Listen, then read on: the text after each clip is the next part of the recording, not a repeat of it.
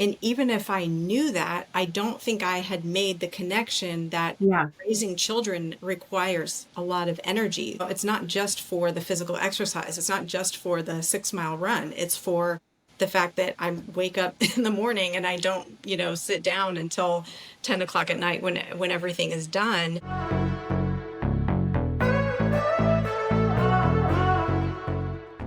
Hi, friend, and welcome to the Girlfriend's Guide to Midlife podcast. I'm your host, Kathy, 47 years young, navigating the roller coaster of midlife right alongside you. When I realized how much there was to figure out in this season of life, I thought, who better to turn to than our girlfriends? Together, we'll dive into real conversations, share wisdom, and embrace all the messy, beautiful moments of midlife. So grab your favorite drink and let's jump right in. I'm so excited you're here. Hey friend, welcome to today's podcast. I'm really excited to introduce you to Adrian Mamikonian. She has such a story to tell, and I am so excited to glean from her wisdom. A little bit about Adrian. She is a 46-year-old mom of four. And you guys listen to this. She has an 18-year-old getting ready to graduate high school. She has a 15-year-old, a 12-year-old getting ready to finish middle school, and an 11-year-old getting ready to finish elementary. So, I mean, all of the transitions in the thick of it. She is an entrepreneur. She's an integrative health specialist who formerly a speech pathologist, and just lots of transitions and all the things in her story that led her to being working in integrative health. But she's also a military wife. And I don't think that we really honor and just show up for our military families very much. So, Adrienne, thank you so much for your sacrifice as a military mom. Yes, thank you for saying that. I live in Colorado Springs, Yeah, and military. we are a huge military community. So I just know the sacrifices that wives and moms and children make. Hmm. But sacrifices can also come, military can also come with a lot of really cool experiences. Like you are currently living in Europe. You've been there 4 years. Sounds like you like are living your life in Spain, living your best life, and you're living your best life with your health and vitality because of your story. So I'm so grateful to introduce you to my community and just welcome you. And thank you for coming on the podcast. Thank you. Thank you for having me. It's so funny because like when you talk about everything I've got going on right now, isn't that part of midlife is like there's so many transitions and so many changes and so many things going on that I think we just sort of like forget to take it all. We do. I know. And when we say it, I like to say it because I know so many women listening relate, Hmm. like to all of those things. And even if women are not moms in midlife, I know your story will impact them. Your story, it just sounds really unique. I don't know a lot of it, so I'm excited to learn more about it. But yes, you're in the thick of midlife at 46, gone through a lot of transitions. So why don't you just dive in and first and foremost tell us like how is midlife going right now? Yeah, I mean, I will say this is a perfect picture of how midlife is going, where I called my girlfriend last week. We have kind of a standing phone call. She lives in the States and I'm here. And so we got on a FaceTime last Friday. She's like, how's it going? I was like, I have dementia and I need a CT scan. Like, I have left my iPad at security twice. I have lost my Apple Watch. I can't even tell you. Like, it's because, I mean, it's the hormones, it's the chaos, it's, having teenagers in the house and all this emotional responsibility and aging parents and, moving and military spouse and all of the things. So it sort of feels like all the pieces of your life kind of converge at once. And that's kind of how it's going for me right now. But Yeah. I do feel so. I was just in Greece with my kids for a couple of weeks, and we did something every day. We were so active, and I thought how grateful I am to be healthy and be able to move and get up and off the ground and be able to swim and jet ski and do all of those things with my kids. It's really changed. I mean, my goals about my health and wellness have really changed in midlife, and I think that's really, really special part of I the love that. I love that. Greece is on my bucket list. do it. So we'll have to talk offline and you can tell me where you went and all that. Do like, and being a military wife, I know I touched on it a little bit, but tell us a little bit about what that's been like for you as a mom and as a woman, and even entering this phase. Cause I remember working with lots of families. Typically, they were younger families, but not really even younger. I mean, I worked in the high school level. So I did have some women, like moms that, of teenagers, obviously. Hmm. Um, and I mean, you're just sometimes holding down the fort by yourself. For Like sure. there's just so many hats you wear as a military wife. How's that been? Hmm. I mean, it truly is because my husband is gone a lot and he's probably missed, I don't know, half their lives probably between the back and forth. And so you are the one that is making a lot of the decisions about the household. And then of course, every 2 years you're packing it all up. But like reminds me of Cat in the Hat, you're putting it all in and then starting over again every 2 years and making sure that the kids are settled. If there's we're right now we're at a Dodea school and we live on base and our school is on base.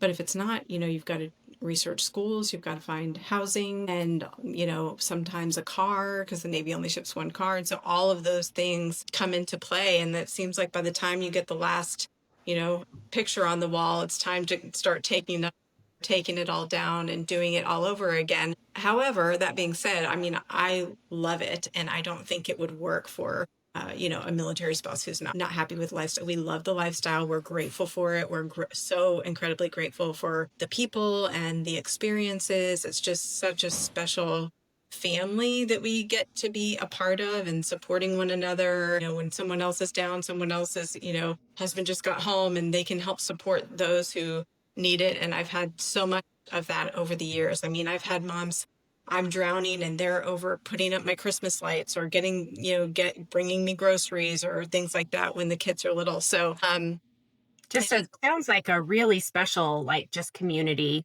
it really to be is. a part of. It And really is. Yeah. I can imagine though, I know your story involves, feeling burnt out Hmm. and feeling a little bit stuck. I mean, you've had to put yourself on the back burner For sure. quite a bit over the years. I mean, like having to pick up and move, you've had to probably quit jobs and leave people that you love, and I'm sure that's been pretty challenging.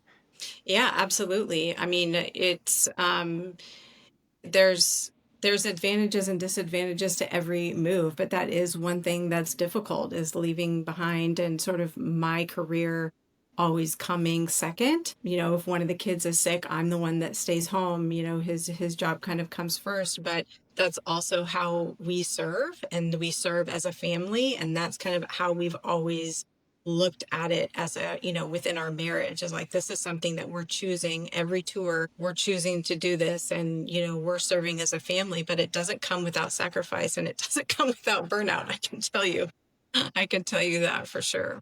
I'm sure that mindset of this is how we serve has really carried you through. I think Mhm. mindset's so important. But I do again just want to acknowledge you. I mean, I know a lot of people will say, "Well, thank you for your service." Mhm. But I hope that people listening in can really understand and hear that service, when we say thank you, like we're thanking you for all the sacrifices that you're making.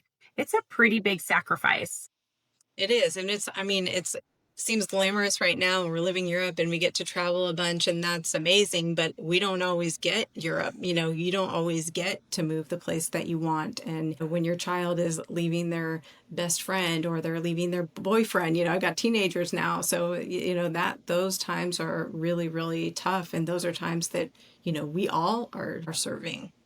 Yeah, I'm sure that all that adversity, I know military kids, and they are seriously the most resilient kids I've ever met. Hmm.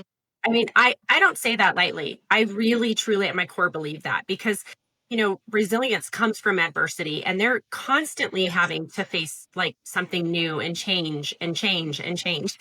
It's hard. It is, yeah. And when people say, "Oh, well, kids are resilient," no, the kids they build resiliency through their experiences, and so military kids do, I think, tend to get pretty good at facing those challenges for sure.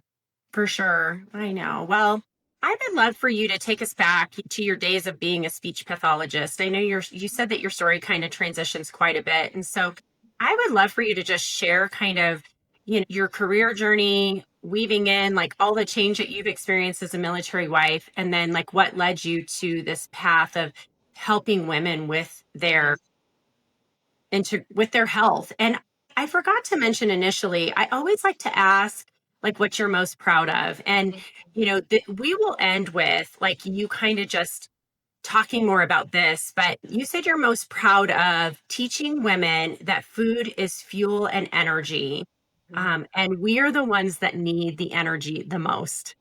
And how true is that? Like women, we are constantly just like you described all the things, Mhm.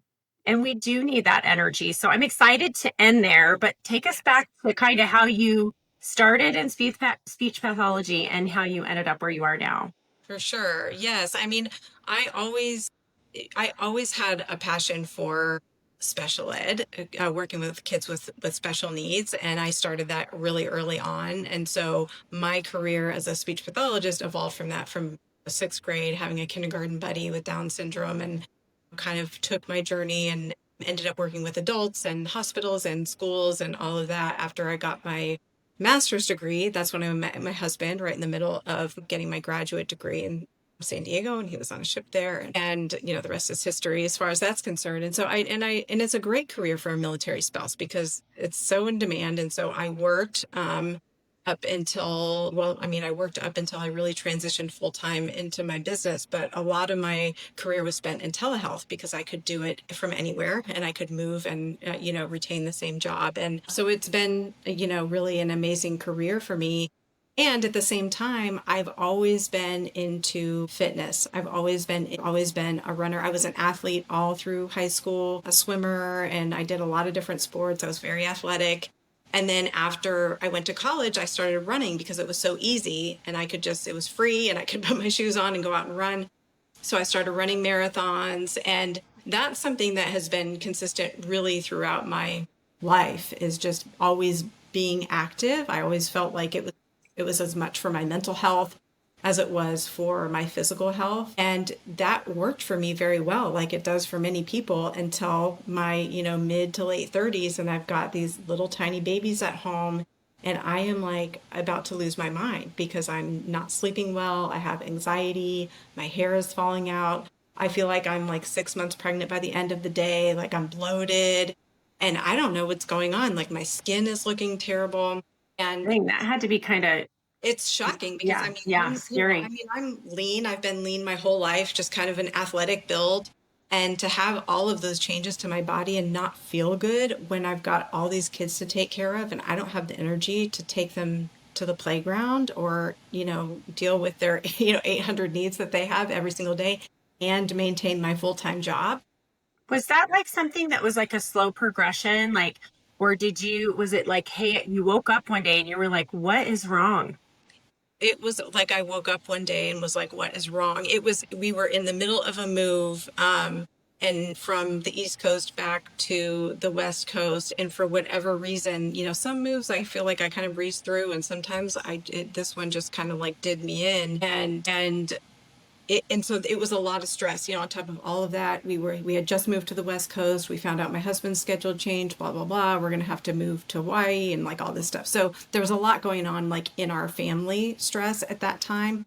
And then I was still running 6 miles a day, which I did rain or shine, whether I felt good or not, because I needed the time away. And it was just something that I did. I just never even, it never even occurred to me not to do it. So I joined a program, found a program through a running friend, actually. She's like, oh my gosh, I'm so relate to this. You've got to try this. So I joined this program, Faster Way to Fat Loss. And I didn't really need or want to lose any weight. I just was desperate for some answers. I knew that I couldn't continue on the way that I was.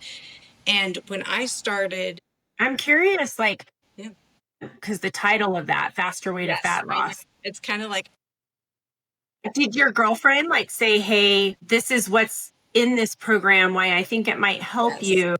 Uh-huh.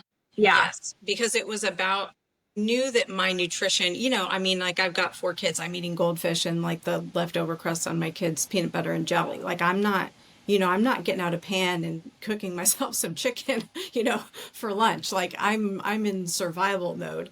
And Yeah. so I was interested in that part of it because I didn't know anything about nutrition, which is shocking because I've run marathons and been an athlete my whole life. No one has ever talked to me about nutrition ever, which is, it's just unbelievable. I'm like, what's a protein? What's a carb? I don't know. I'm not, like, I had no clue what was in Well, the food I was we're eating. also like Gen X. And I don't know if that's just a generational thing, but I grew up like eating like macaroni and cheese and chicken nuggets and Exactly. like a lot of processed foods. Yeah. And my mom was single mom, like Hmm. she did the best she could, but like some nights we were cooking for ourselves. Yeah. And so I think that and you're right, like even in high school when I was an athlete, we didn't talk about the coaches and nobody talked about food.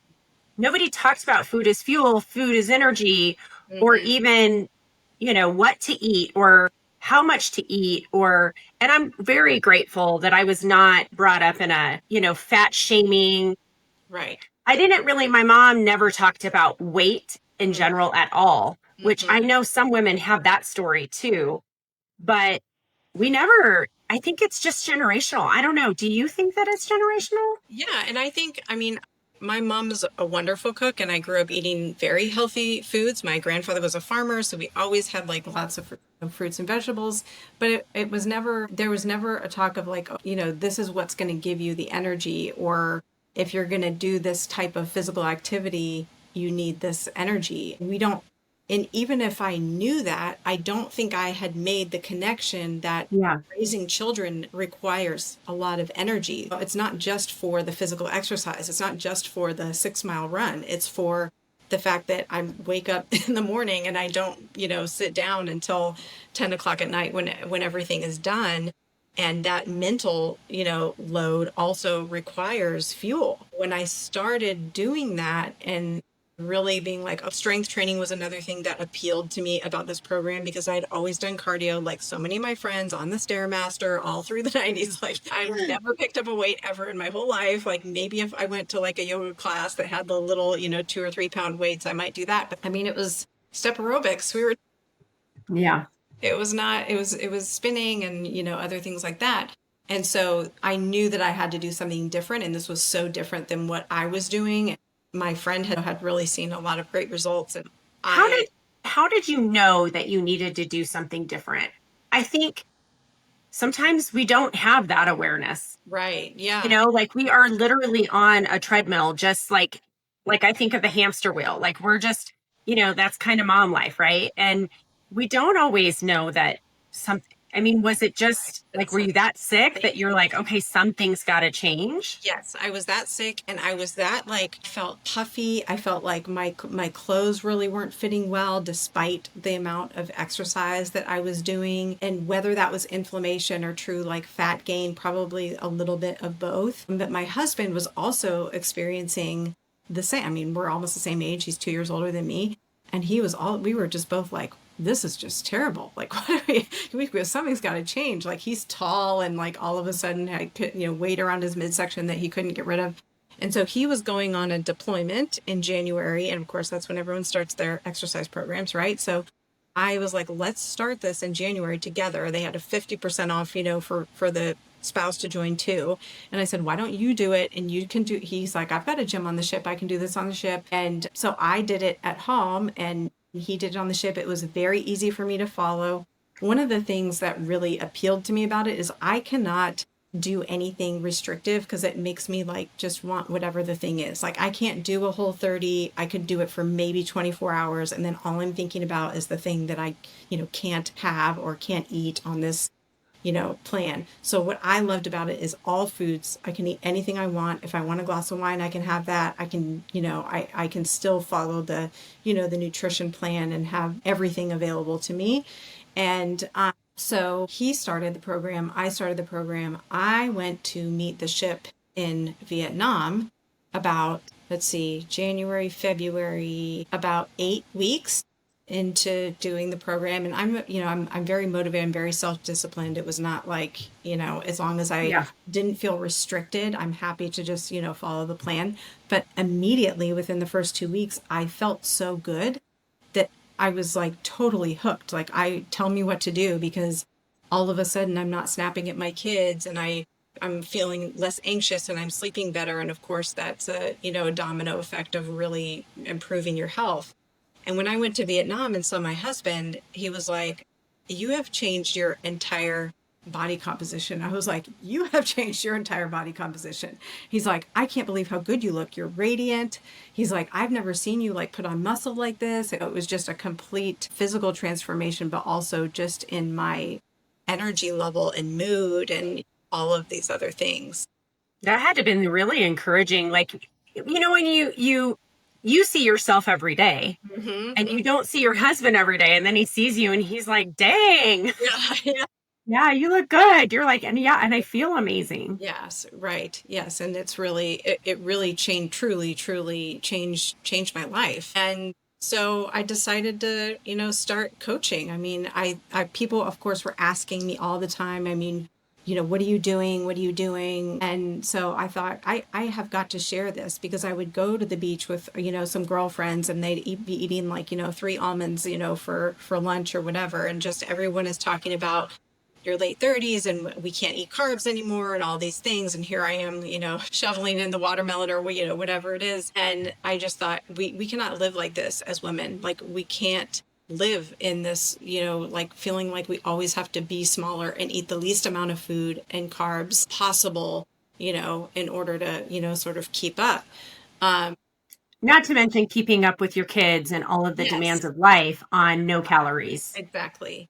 Yeah. Exactly. Yeah. And that's not something that resonates with women immediately, because if you're coming to me for weight loss or fat loss, which most people are, you want the weight off, and you don't care what, you don't care what it takes.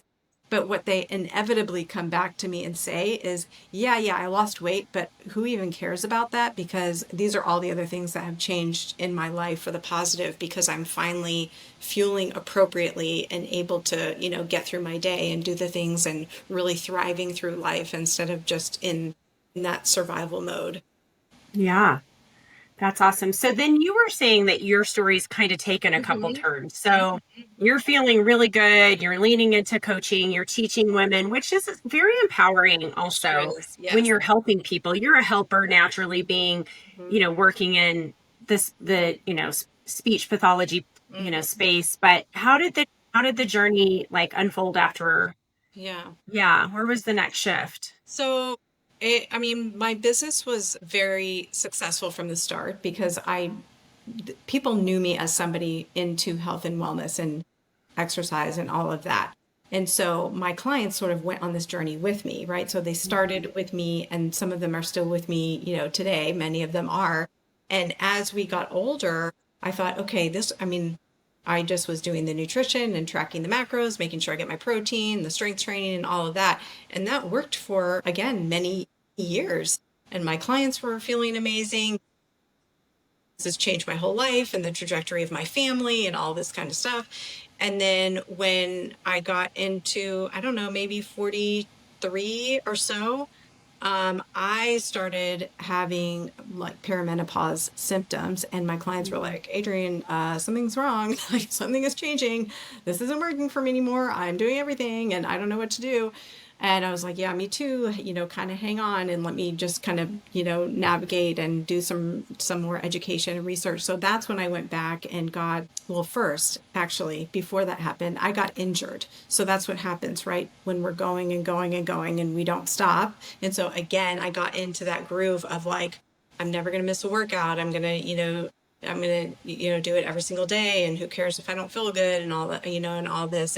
And then feeling the pressure of, this is my job and these are my clients. And so I want to show up for them in that way. And then I've still, Coupled with perimenopause and hormonal yes, changes. And yes. And I'm another sure that move. felt like a lot of pressure Yes. to have to show up. And you're like, but my body's changing. Something's off. I'm doing all the things I was doing, and things are still like, you're kind of starting to feel stuck again. Right. Yeah. And then it's another big stressor, right? So my husband had just finished his command tour. That was very, very, very stressful. I told him he went through like the presidential aging process. It was very hard on our whole family. And then we had another big move from Hawaii to Tennessee.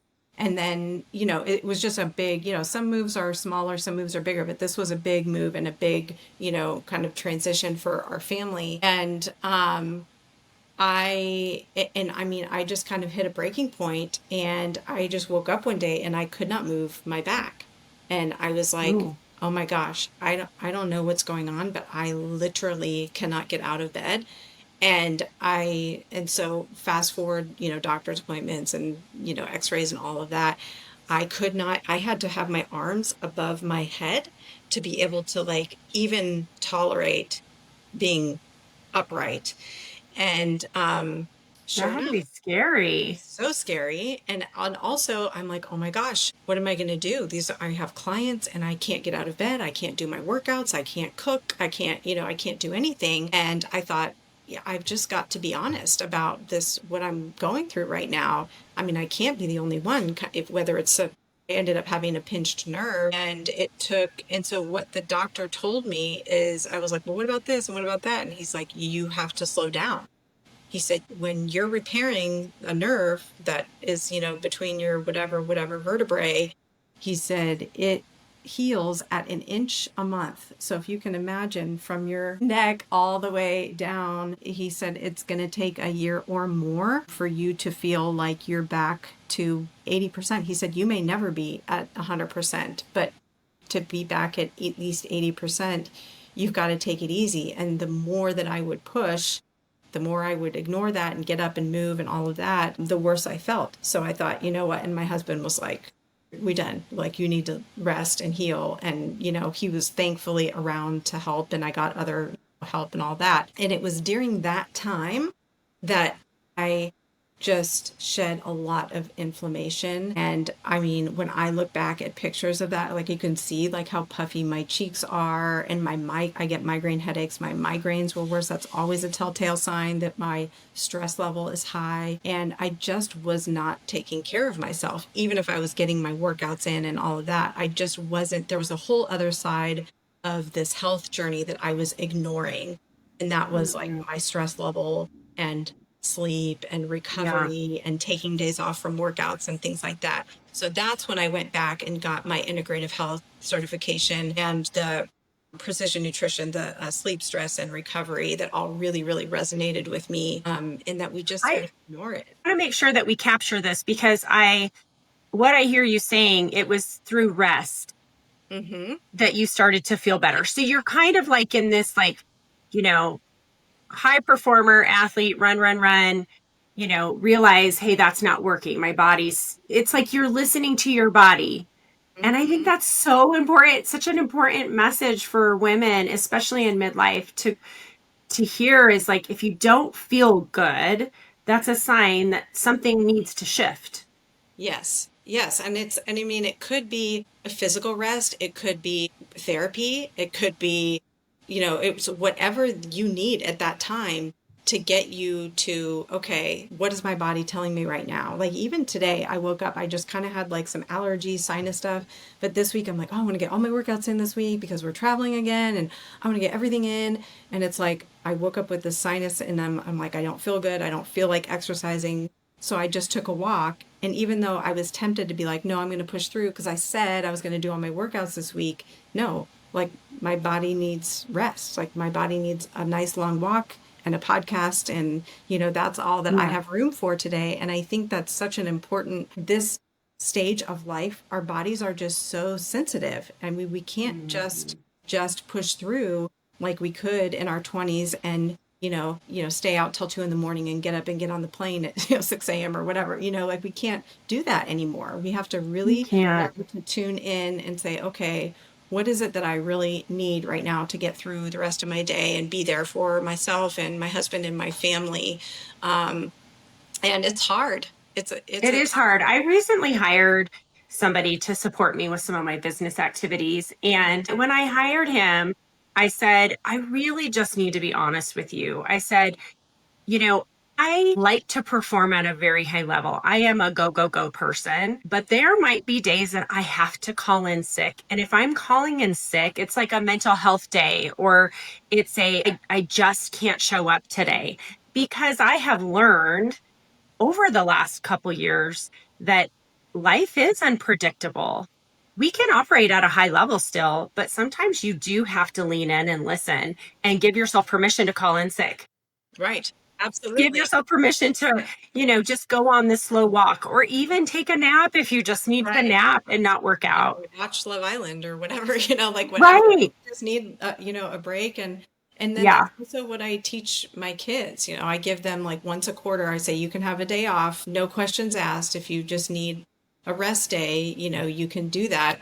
And I do think it's important that we teach our kids from a younger age than when I learned, like, to really listen to their bodies and not ignore those signs that we need rest. And often feel so guilty about taking rest or guilty for laying down and don't realize the repercussions of that, which, are going to happen sooner or later. There's going to be an injury or an illness, or, something is going to break, at some point. We just can't burn the candle at both ends.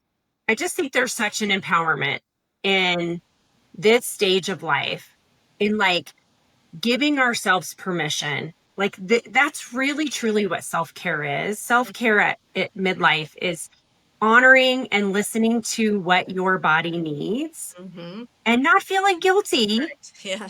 for taking care of yourself, Yeah. Yeah. whatever that looks like. And saying no and setting boundaries, and all those things are certainly part of it, but it's not unrelated to our physical health, because every time I do that, I'm like, oh my gosh, I can't believe I haven't done my workout for 3 days, and like I feel so much better, and like I'm not so bloated, or I don't, it really helps so many different aspects. And we can't think of it as like this separate thing of our mental health, because everything affects, it all affects everything else. So I know. Well, I really do want to talk about it. I feel like what I love so much is it sounds like your story, you were destined to really work in this space of health and wellness. hmm And now you're, and just through your own personal journey, of adversity, and then just finding that empowerment to like take some steps to continue to serve in other ways.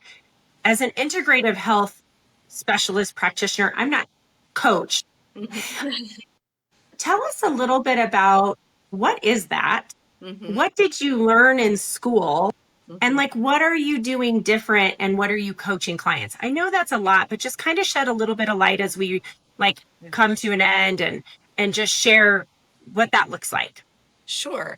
Um, so yeah, so I have, okay, what I always say is nutrition and fitness is a foundation. So it doesn't, the magnesium and like all that, all the supplements in the world are not going to fix, if you're not eating appropriately and enough for your body to really fuel yourself and your brain and your, all of that. And strength training, I think, are core components to just a healthy foundation. So that's always, I kind of like say, my bread and, the bread and butter of what I help clients with. And then once they've got that down, or maybe they have it down already by the time they come to me, is okay, so let's look at some other things. We can do some testing. So we can test your metabolic health, we can test your hormones, we can test your gut. There's so many different things that we can do. And then we can come up with a plan from there. We can do supplements. We can just work on strategies for sleep, stress, and recovery. Okay, so let's talk about what are our stressors. They're not all bad, and most of them are not things that we can control, but there are all different kinds of stress that we're not even aware of. And so how can we balance that with like, okay, if these are the things that we can't change that are stressful, what can we do to pour in? It's like that image of like the faucet that's draining and you've got to keep pouring into it. How can we pour into you and really balance out those stress levels to get your cortisol down a little bit? and get you out of that fight or flight mode. How can we do that on a consistent basis so then you're feeling more calm and regulated throughout your day, and then that in turn affects other things. So there's a lot of things that we can do. I do work in groups for nutrition and fitness, and then I can work with people one-on-one if they're like, hey, can I, I just need something else, or this is what my doctor said, or my blood work is off and I kind of want to start with something natural. I don't want to go into some medication regimen right away. Can you help me, with my gut or whatever? And I can certainly do that. I know that it looks different for every person, right? Like you were talking about, there's so many options. Mm-hmm. When you started to lean into this concept of integrative health and you were resting and you were healing your nerves, like what were some of the things that worked for you that you like have since seen a big change? Yeah, I mean, there are some really, really simple things that people can do every day. And one of them, which we're all doing now, a lot of times with our weighted vests, is just walking, but walking and thinking like, okay, it's not just about the quiet time or the music or the podcast or whatever. It's also knowing that when we have any bilateral movement, that really brings us out of fight or flight mode. If we can get out in the sunshine in the morning and get that vitamin D, I mean, they're so simple.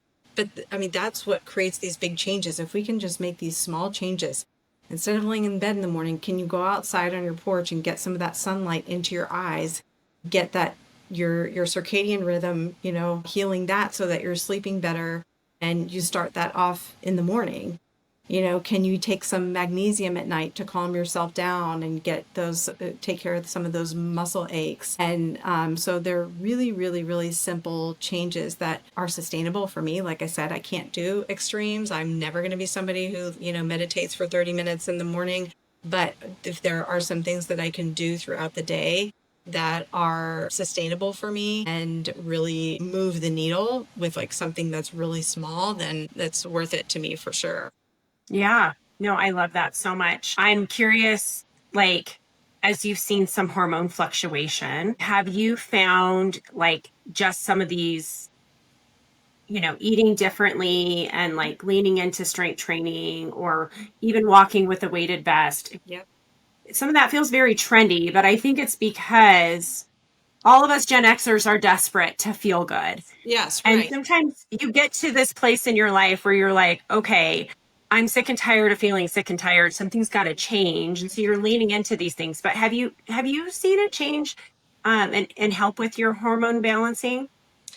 Yeah, I mean, and I'm also on HRT, so I'm definitely not against that. If that's what you need, for me, it was like just wild, the Wild West. So I really needed some intervention. I also take some natural supplements, but you're right. I mean, the thing that we all have in common, right? We all might all have different goals. Some people want to lose weight, some people want to strength train, whatever the case may be, but we all want to feel good. Nobody wants to feel bad.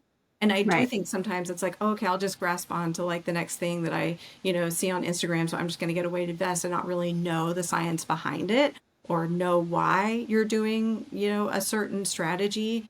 And I do think that that's really important to just get clear on what your goals are.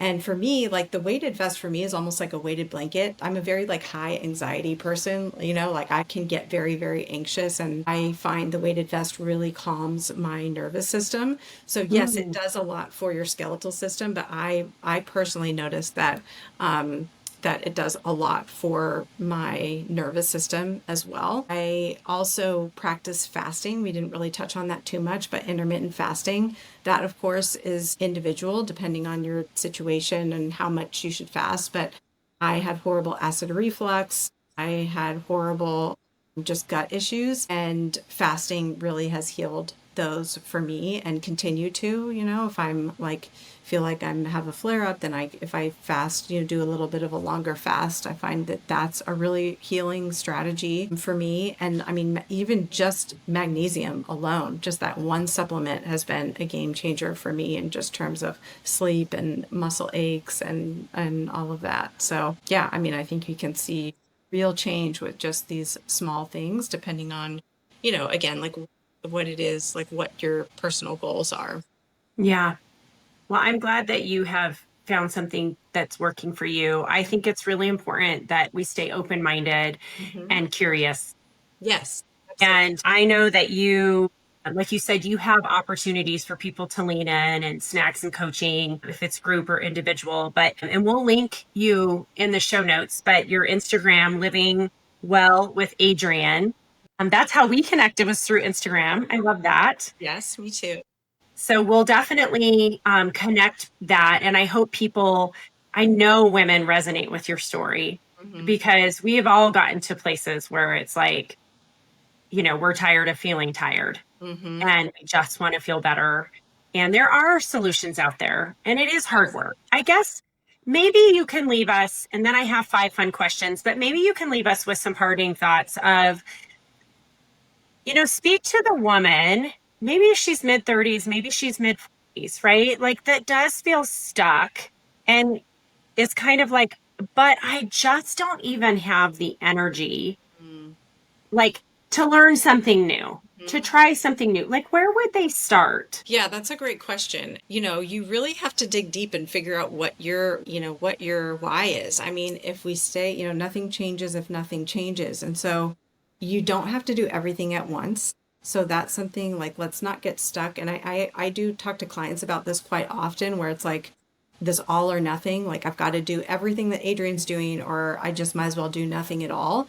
And so, okay, so let's start with what's one thing. My clients are really overwhelmed. Like, I just don't feel like I can do it all. Okay, well, let's just pick one thing that we can do today.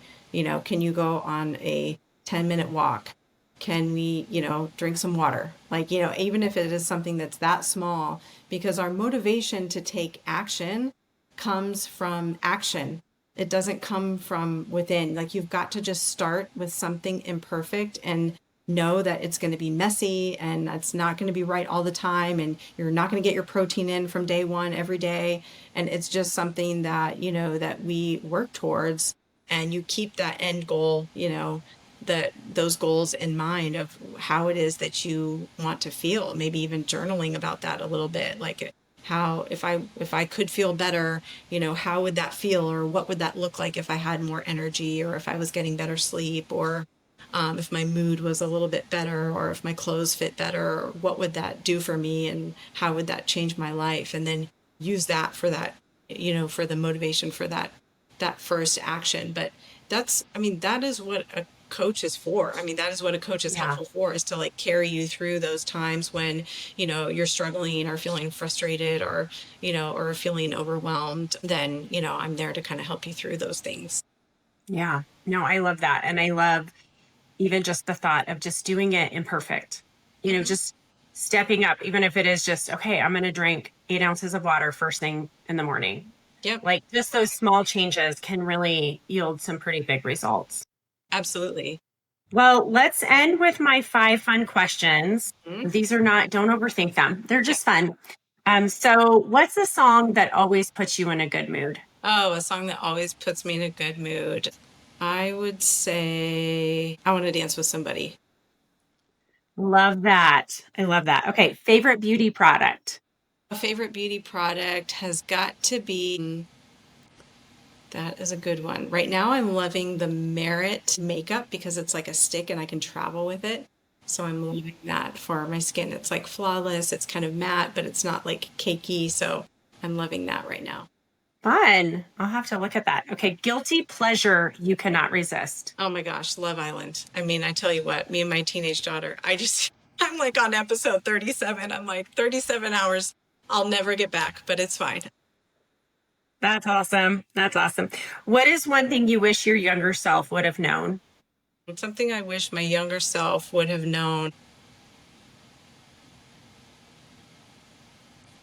Maybe just that it all turns out okay. I'm like such a worrier times a million. So I think I would just say, it's all, you've survived 100% of all the things that have happened, all the challenges, and everything's gonna turn out okay. You've survived all the things you've worried about. Yes. Yeah, I love that so much. Okay, and what is an unfulfilled bucket list dream of yours? Ooh, bucket list dream. I would love to take an around the world cruise. That Yes. would be incredible. Yeah. I love the not having to plan, and just being able to see the world and have the hotel go with me. Yeah. I think sounds Yeah. amazing. Adrian, thank you for your time. I mean, you're in Spain right now. I'm in Colorado Springs. I love that we've connected this way and the time zone difference and your flexibility. This is such a good conversation. Thank you. I appreciate you. Thank you. So much fun. Hey, friend, thanks so much for tuning into this episode. I hope it brought you value, a few laughs, and maybe even an aha moment. The conversation doesn't end here. We've got an amazing community of women waiting to connect with you.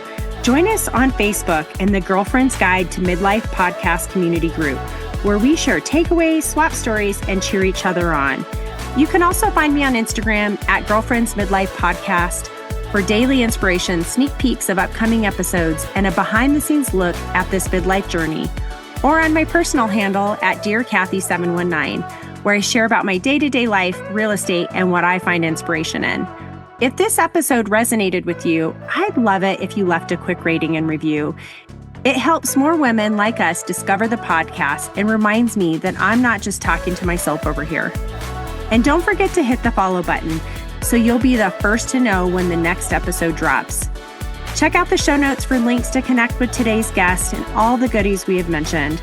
Until next time, keep thriving and showing the world how fabulous midlife can be. You've got this.